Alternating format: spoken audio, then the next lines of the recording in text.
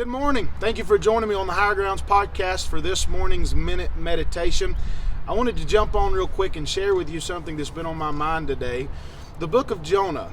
Jonah is one of the minor prophets in the Old Testament, and there are a lot of unique things about the book of Jonah when you compare it to the other books that surround it.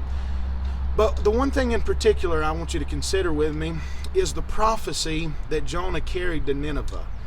When you look at the minor prophets and really the other major prophets for that matter, you'll find that most of the content of those books was the words of God that had been given to that prophet to preach to a certain nation.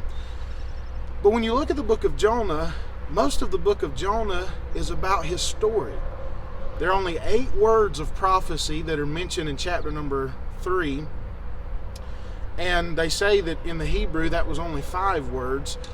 And the rest of it is about Jonah's rebellion, about his bitterness, about how he didn't want to see the nation of Nineveh get right with God.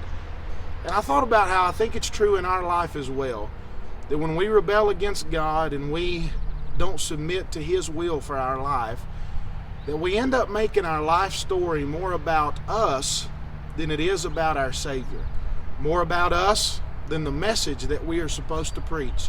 So I hope today that this will be a little bit of encouragement to you, to let God live through our lives, and that others can see not us, but they can see Him. Thank you for joining me. Hope you have a wonderful day.